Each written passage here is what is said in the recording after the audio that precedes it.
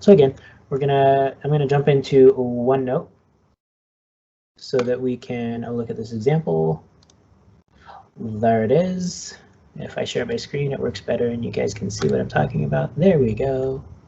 That's better. All right. Excellent. So here we go. If you have questions, if you need clarification, obviously please tell me. That is super helpful. Otherwise, we're going to look at this example here and hopefully learn a little bit more about random variables. All right, so in the free response question on this assessment, the context was these fat quarters, which are pieces of fabric that could have up to 4 or more defects, from 0 to 4 or more. There's a probability distribution provided for that random variable x, which represents the number of defects. You are then told to find the probability distribution for a random variable y that only represents the number of defects in fat quarters that can be sold. And the only ones that can be sold are ones with 2 or fewer defects. Many of you got that probability distribution incorrect, which then caused your mean and standard deviation of y to be incorrect as well. Not because you didn't know how to do the math, but because you had the wrong numbers. So we're going to address that with a different example that's done the same way. Where's my mouse? There it is. All right, so in this example, we're going to start with random variable x, and x is equal to the grade point of a student in a college algebra class, meaning the grade point that they've received for that class. This is how your GPA is calculated. Each letter grade corresponds with a number value.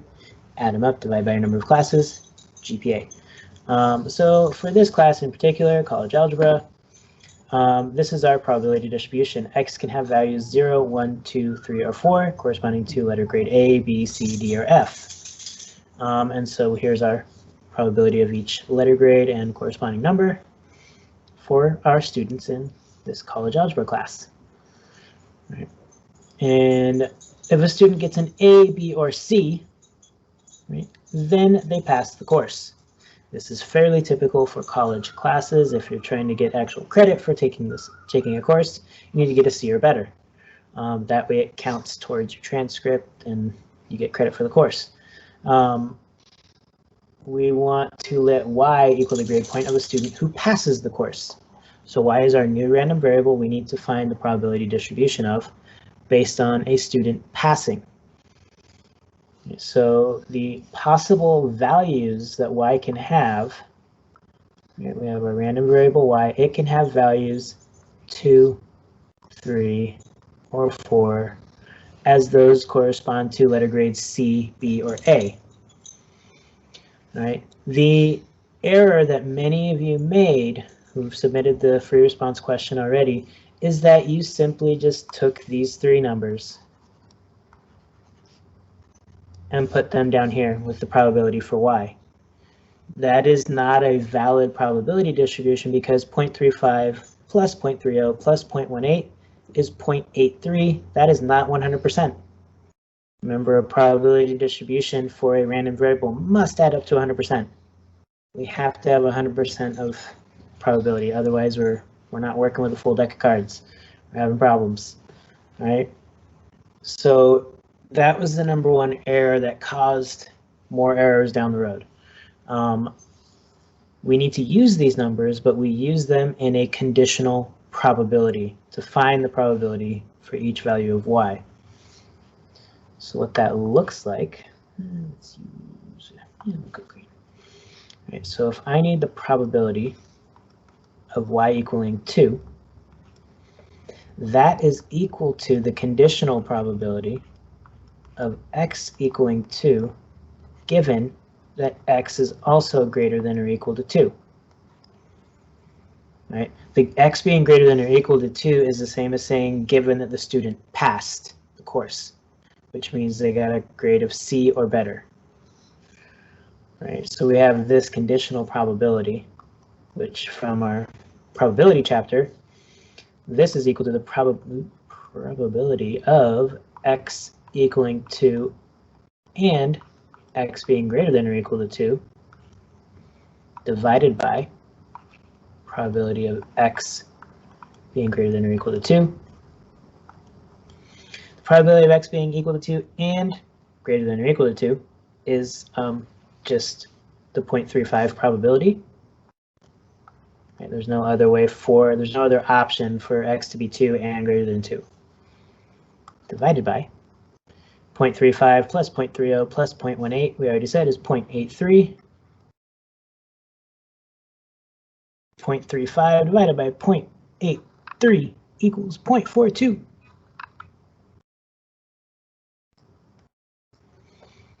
Right, so 0.42 is the probability of y equaling 2. We can then do the same calculation for y equaling 3, which if we kind of take the shortcut, we're going to take this probability, or the 0.30, and divide it by 0.83.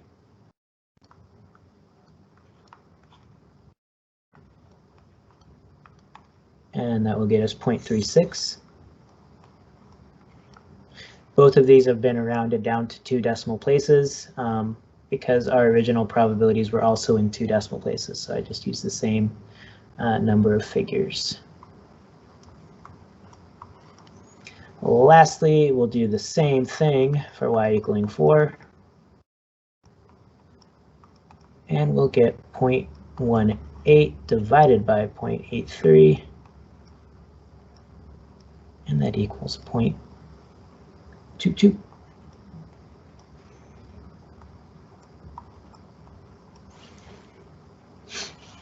We also want to confirm that our probability distribution is valid, so that our probabilities should add up to 100% or 1. So we have 0.42 plus 0.36 plus 0.22, and that does equal 1.00. And we're good. So this is what needed to be done in that free response question to find the probability distribution of the new random variable y. Something similar to this. Obviously the numbers aren't the same, and your distribution is going to look different because the numbers are different. All right. This is the idea, though. We have to use a conditional distribution. All right. And so something to keep in mind is as we continue to move forward through the curriculum, chapters don't live by themselves. We have to take that stuff that we've already learned and keep reapplying it with our new content. All right. So these things are just going to keep coming back up. We're going to have to reach back into our toolbox and use these things that we've learned. Any questions on that first part, which is we've done part A now?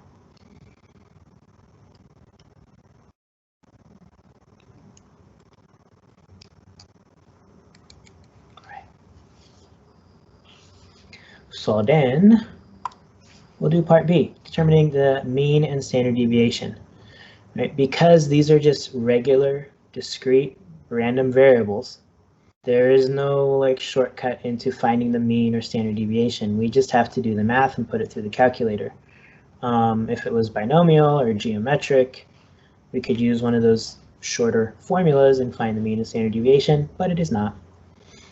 So for the mean, right, the mean of y is equal to the expected value of y, which is equal to the outcome of 2 times the probability of getting a 2 plus 3 times the probability of getting a 3 plus 4 times the probability of getting a 4. That's the entire calculation. There's no need to do dividing by 3 because there was 3 outcomes. That doesn't exist in this type of mean. Right? When we're finding the mean for a random variable, there's no dividing by the number of outcomes. When we're dealing with a sample, right, and I want to find the mean of the sample, I add up all the results, divide by the number of things in the sample, we're done. That's the mean. the mean of a random variable depends on the probability of each particular outcome. And that's why we do it this way. Right? And when we do this, we get a mean of 2.8.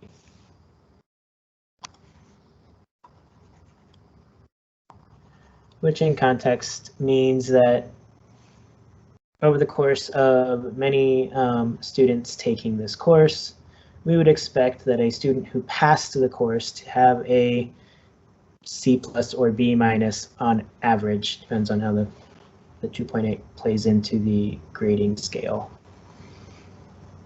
Might be a B-. Right, and so then we've got our mean. Now we do our standard deviation. Right, standard deviation of y is equal to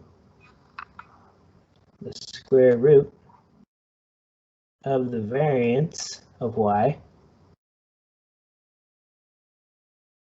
So we're going to have this big giant square root, and the variance is calculated as the first outcome minus the mean squared times the probability of the first outcome plus second outcome minus the mean squared times that probability of the second outcome, and our last and third outcome minus the mean squared times that probability of the third outcome. We only have the 3 outcomes, so that's everything that goes under our square root. We can push this all through the calculator in one go. That's going to give us the most accurate answer with the least amount of rounding error. So that's what we want to do if we can. You get 0.77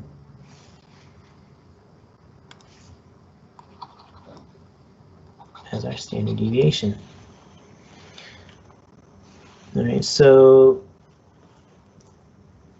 over the course of students taking this course, this class is college algebra class, we'll have a variance of 0.77 from the mean of 2.8 on average. Right, so the grade will range from like a low C to, a high B to an A-, give or take. Right? On average. Any questions about the mean and standard deviation? Anything I can clarify?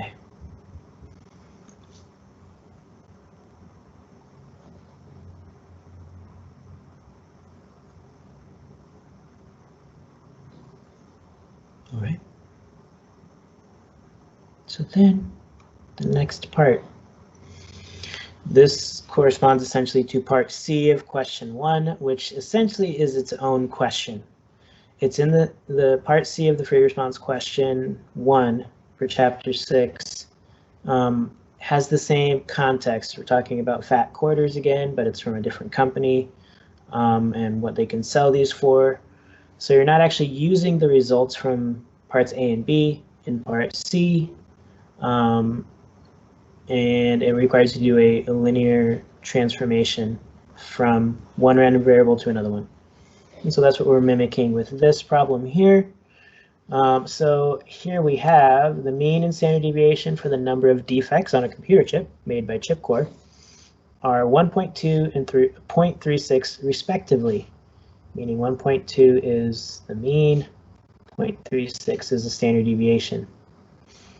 The chips sell for $25 each, but are discounted, subtraction, by $2.75 per defect. Okay. This is our important information now. What are the mean and standard deviation of the selling price, right, for the computer chips sold by Chipcore? Before we can start, we need to identify our random variables that are at play and how they're related. All right, so first, I'm going to let C equal the number of defects. on a chip. Sold by Chipcore. And then I'm going to let S equal the selling price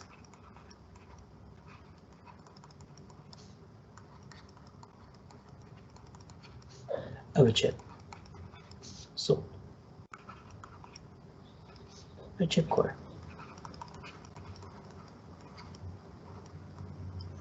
All right, so these are the two random variables we'll be using.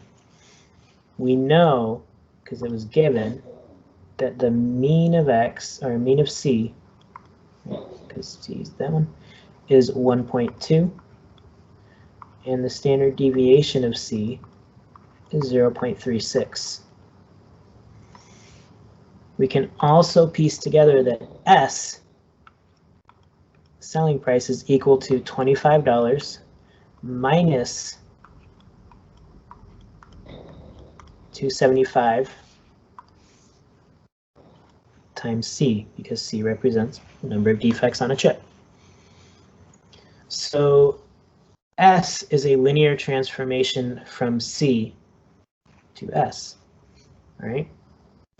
Now we have all of our information, things are labeled, we can use all these things now to find the mean and standard deviation of S.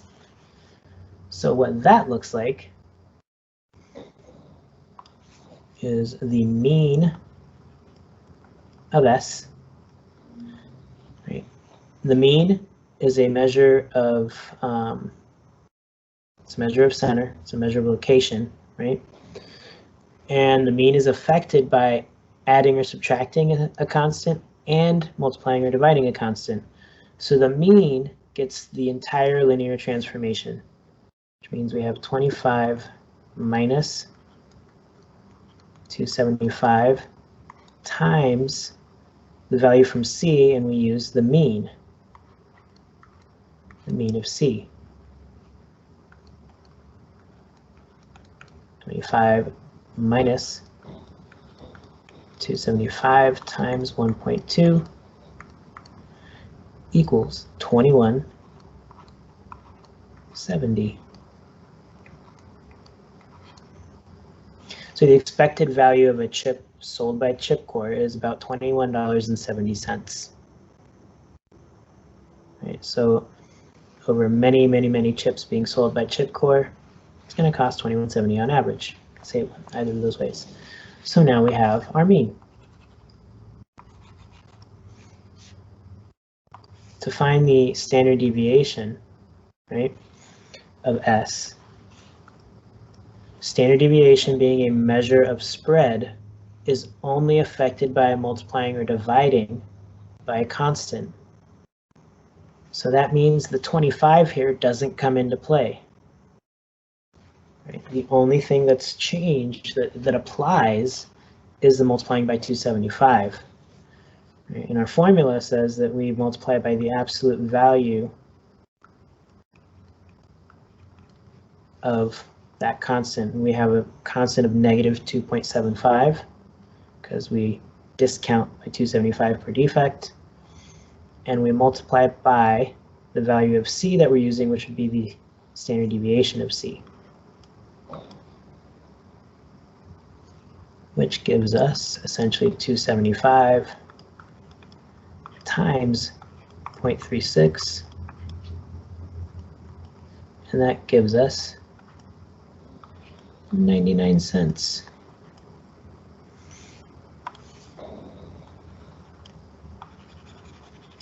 So the selling price of a chip sold by Chipcore will vary by about 99 cents from the mean of 2170 on average. So that's how we use the linear transformation. Is there anything I can clarify on this part?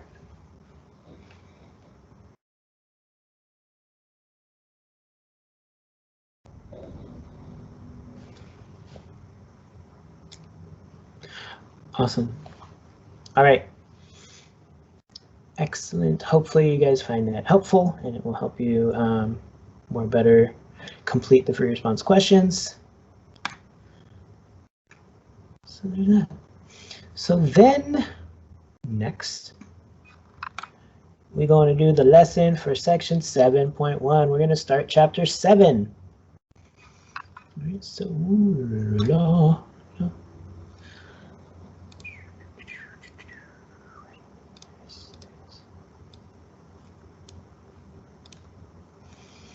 this is going to be a lot of vocabulary today. There's not a whole lot of like actual calculation or anything for this section. It's just understanding the new vocab and applying the new vocab to context. Right? So here we go. Chapter 7 is sampling distributions. 7.1, what is a sampling distribution, right? Makes sense. We should know what these things are if we're going to use them. So here we go. So in this section, we're going to learn how to distinguish between a parameter and a statistic. Use the sampling distribution of a statistic to evaluate a claim about a parameter. Distinguish among the distribution of a population, the distribution of a sample, and the sampling distribution of a statistic. Those are three different things, but they are all very closely related. We're going to determine whether or not a statistic is an unbiased estimator of a population parameter, and describe the relationship between sample size and the variability of a statistic. It's very exciting. So here we go. The process of statistical inference involves using information from a sample to draw conclusions about a wider population. That's kind of the whole point of statistics, right? We want to take a sample and then be able to say something more broad. Different random samples yield different statistics. We know that to be true. It can just vary by sample. We need to be able to describe the sampling distribution of possible statistic values in order to perform statistical inference. We can think of a statistic as a random variable because it takes numerical values that describe the outcomes of the random sampling process. Hence why this comes after random variables. You can think of it this way. We have the population, we take a sample, collect data in a representative sample, and we make inference about the population. That's the process we're involved in. Right? We do one of the first things that we studied in this course, which was how to sample essentially, and different ways to sample, simple random sample, that's such and things. We're going to collect data of that sample, make an inference about the population based on the data we collected. Right? So we need a moment to write anything down from this screen.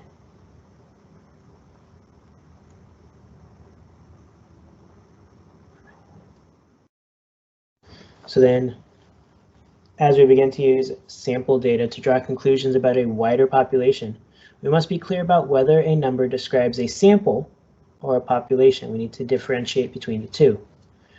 So we have this, a parameter is a number that describes some characteristic of the population. A statistic is a number that describes some characteristic of a sample. Right, so a statistic could be the mean, it could be a proportion, right? Quartile, percentile, you know, those are statistics of a sample. Right? And parameters are the same type of numbers. It could be a mean, it could be a proportion, but it has to do with the entire population. Remember, S and P statistics come from samples. S. Parameters come from populations. P. Right, so parameter, population, statistic, sample. Easy way like to kind of connect those. We write the Greek letter mu for the population mean and X bar for the sample mean. Right? I think we've seen both of these variables previously in either in this class or other classes. We use P, just the letter P, like italic P, to represent a population proportion. Right? So it could be the probability of a success, right? Or, you know, from like our previous, from the chapter 6. Right, it's proportion. The sample proportion p hat is used to estimate the unknown parameter p. It's an estimate because it's based on our samples. Right? So, and this is just the little like up, it's called a circumflex. It's the symbol above the 6 on your keyboard. Right? That little guy above a p, we just say p hat. So the letter P is wearing a little hat.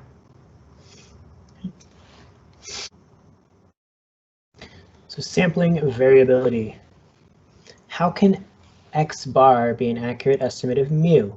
After all, different random samples would produce different values of X bar. This basic fact is called sampling variability. The value of a statistic varies in repeated random sampling. To make sense of sampling variability, we ask what would happen if we took many samples. Sample. Right? Take lots of samples. What happens? Right? Essentially, we have a random variable. We have lots of different values that it can take. We can now do stuff with that. So we need a moment to write anything down from this slide.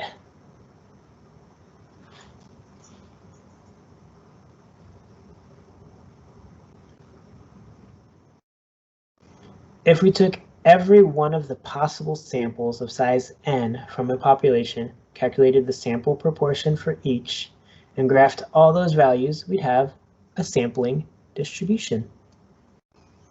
The sampling distribution of a statistic is the distribution of values taken by the statistic in all possible samples of the same size from the same population. All right, so essentially it's like, okay, we're going to take sample all the students at Orange Glen High School. We're going to do sample sizes of 100, and we're going to find out the height of these students. So we're going to sample all these students. We're going to collect all their heights, and then I want to know the average height. So I'm going to take those 100, find the average, and I'll record that value onto my sample distribution. So the 100 students that were sampled, I get a mean from those 100. Now that becomes, the X bar. I'm going to do another sample of 100, another sample of 100, another sample of 100. So I'm going to get multiple X bars for each sample. All of those X bars, right, the mean of each sample becomes the values for the sampling distribution. Right. In practice, it's difficult to take all possible samples of size n to obtain the actual sampling distribution of a statistic. Instead, we can use simulation to imitate the process of taking many samples. Right, so we will see some software that can help us do this, or the book sometimes will just provide us with the data for a simulation, and we can reference it. So we need another moment on this slide to write anything down.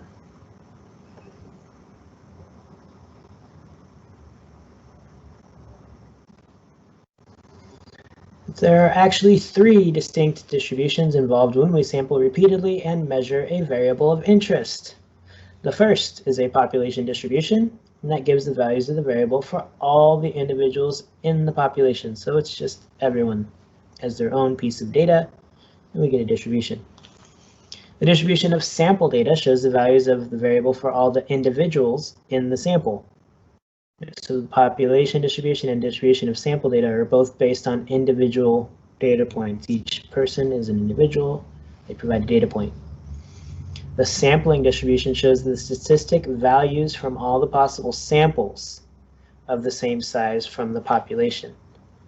So again, back to the height example, suppose the statistic I was interested in, or the value I was interested in was average height. I could do the population distribution and find the average from that. I could do an average from my sample.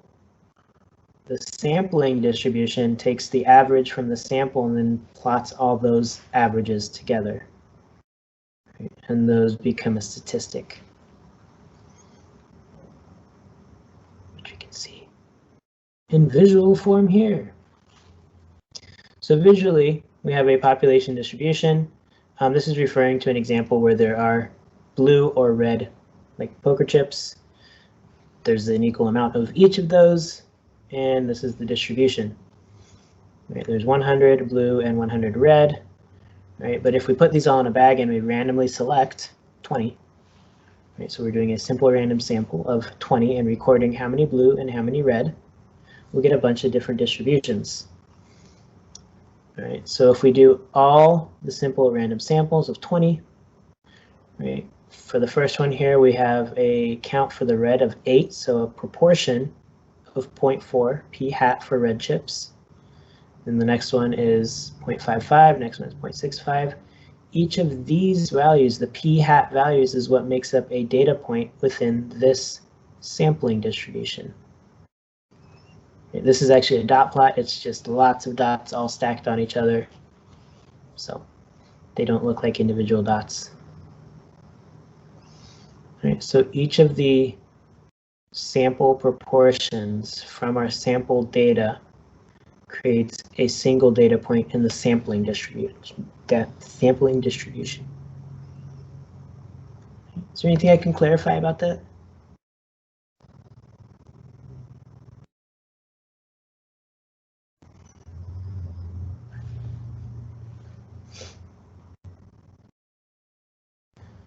So the fact that statistics from random samples have definite sampling distributions allows us to answer the question, how trustworthy is a statistic as an estimator of the parameter? To get a complete answer, we consider center, spread, and shape. First, we'll consider the center. Biased and unbiased estimators. In the chips example, we collected many samples of size 20 and calculated the sample proportion of red chips. How well does the sample proportion estimate the true proportion of red chips, which would be p equals 0.5. The probability of having a red chip is 0.5. Note that the center of the approximate sampling distribution is close to 5, so this is our p hat distribution that we saw from the previous screen, and the center looks like it's about 0.5. In fact, if we look at all possible samples of size 20 and found the mean of those sample proportions, we'd get exactly 0.5. So essentially, if we found the mean of this proportion, of this distribution, we should get 0.5. Even though there's this distribution, we have a range from like 0.15 to 0.8. Finding the mean, we'll get 0.5. A statistic used to estimate a parameter is an unbiased estimator if the mean of its sampling distribution is equal to the true value of the parameter being estimated. So this p hat, right, is an unbiased estimator of the true value of the parameter being estimated, which was p, 0.5. See, we need a moment to write anything down. Please raise your hand.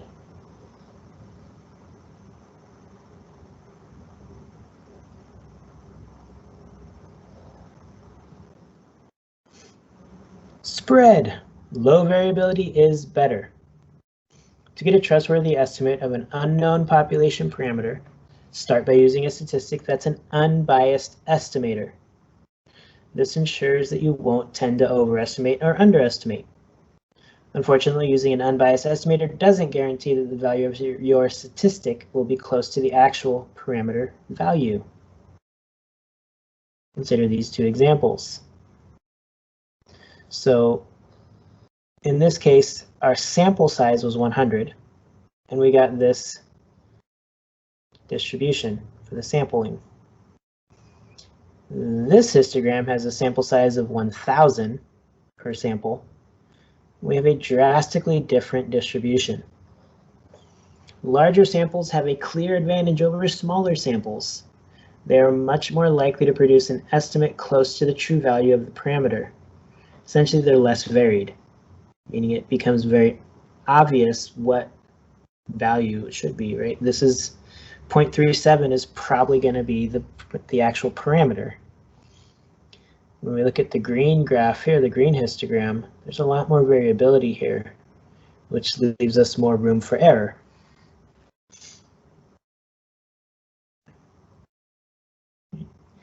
Bottom line, low variability is better. Larger samples make low variability. Does anyone need a moment to write anything down from this slide?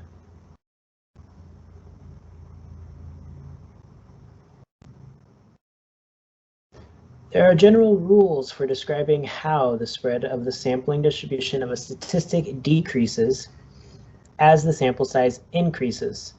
One important and surprising fact is that the variability of a statistic in repeated sampling does not depend very much on the size of the population.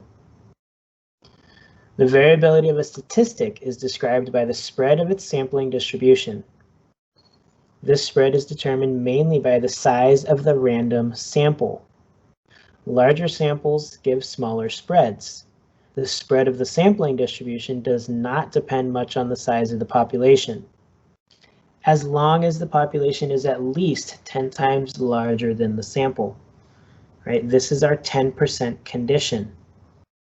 So as long as our sample meets the 10% condition, meaning it's less than or equal to 10% of the entire population, this is all good. All right. If we get too large of a sample, then that could be influencing the spread as well. Right. Is there anything I can clarify about that?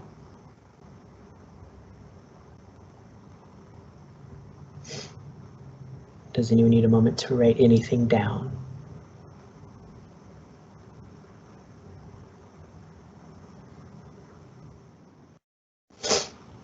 So we can think of the true value of the population parameter as the bullseye on a target, and the sample statistic as an arrow fired at the target. Both bias and variability describe what happens when we take many shots at the target. Right, we can have high bias and low variability, meaning we're very well clustered in one spot, but we are off the mark. Right, we can have low bias and high variability. Right, so we've selected a good sample. Right, we have good individuals in our sample, but they're not agreeing. Right, so there's a lot of variability. We can have high bias and high variability, which is just a biased sample with people who don't agree, right? And the ideal, which would be no bias and low variability. So we've selected our sample well, and they either agree or we're getting very good, a lot of the same averages or a lot of the same proportion every time, which is nice, meaning we can have pretty high confidence in our results. Right. Bias simply means that our aim is off and we consistently miss the bullseye in the same direction. Our sample values do not center on the population value. High variability means that repeated shots are widely scattered on the target. Repeated samples do not give very similar results. That could throw things off, right? We don't necessarily have a lot of confidence in our results when we're super scattered.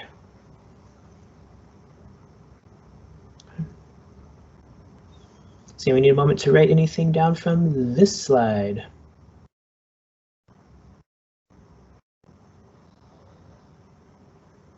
Is there anything I can clarify?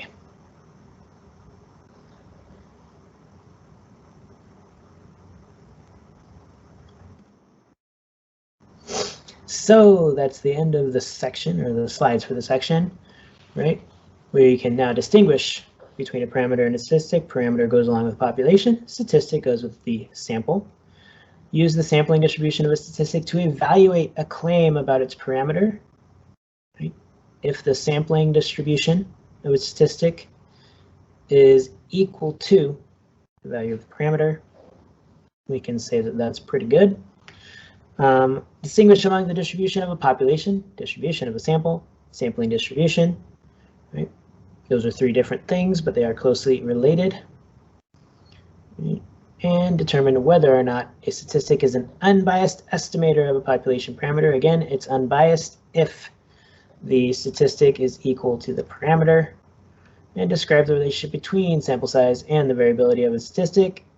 Right? Larger sample size equals less variability. They are inversely related. And that is the end. So with that, a couple things I want to shout out just real quick. Obviously, you can access these slides through Canvas.